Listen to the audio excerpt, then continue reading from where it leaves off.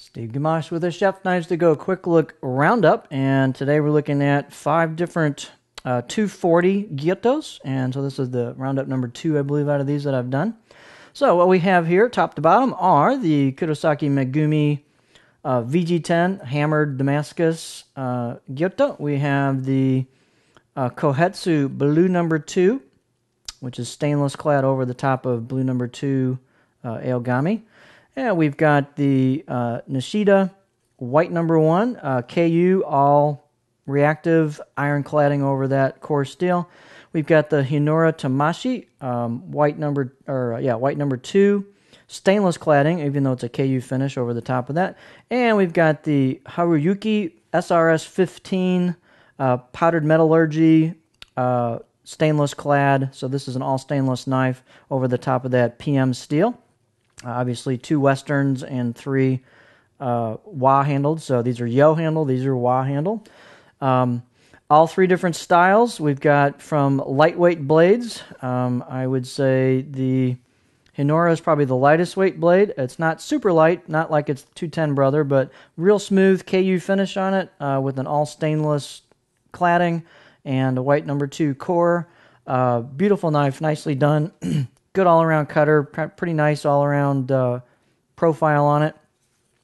To a similar weighted knife, which is the Kurosaki Megumi all stainless VG10, and on top of that we've got a hammered steel core, including some Damascus layering there. And this one has a real nice balanced feel to it. It's a little bit heavier than the Hinora, but not by much. Great all-around performer, good tip, and exceptionally good middle part of the blade where the middle just really works in a lot of ingredients, so very pleasurable knife to use.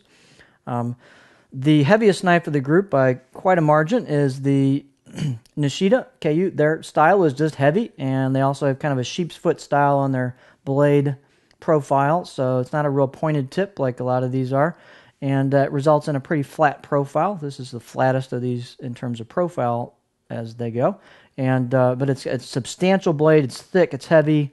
Really gives you a lot of chopping power. Performance is actually quite good considering the thickness of the blade, and it's really kind of fun to use. So it's really pretty nice knife, nicely relieved and finished. The most rustic out of these 5 knives, but a really cool blade nonetheless. So if you like them heavy, that's your blade. And the yo handled, the Western ones, we've got just kind of a no nonsense high performance blade, the Kohetsu Blue number 2, and the handles. Just a basic pack of wood, no-nonsense handle, but it really gets the job done. It's got some substantial feel to it. Really nice steel on this. It just cuts like a beast, and it's pretty thin overall. The tip's quite thin, so it goes through product quite easily. And for the money, this is just a great performing knife. It's an excellent way to get into carbon steel if you're interested in that, to learn to sharpen, etc., not spend a ton of money. It's got great performance. One of my favorite knives from the group that Mark sent is this Haruyuki SRS 15 powdered metallurgy PM steel. It's thin. It's got a really thin tip on it, which flies through soft ingredients like onions. It's fairly thin, and it doesn't have a ton of contouring, so it did wedge a little bit on certain things like heads of cabbage when I was halving and quartering, just due to the nature of the knife. Not much you can do about that with this style of blade. But on the softer ingredients, it just blew through them, and was really a prep beast. And very comfortable handle. With a bit of almost a wah feel to it, where you work into the neck imoto a little bit here in front of the bolster, and so kind of a nice pinch grip or hammer grip combo knife that works great for either one, and it's just an exceptionally good blade. So this thing really just wanted to kind of get to work. So there you have quite a wide variety of blades. So none of them are mono steel; they're all clad blades. But here we have stainless over stainless, stainless over white number 2, Kurouchi. Iron cladding over white number 1, stainless over blue number 2, and stainless over VG10 stainless. So they're all clad blades, and really nice knives. So one more time, Kurosaki Megumi hammered. We've got Kohetsu Blue number 2. We've got Nishida KU white number 1, and we've got the Hinora Tamashi.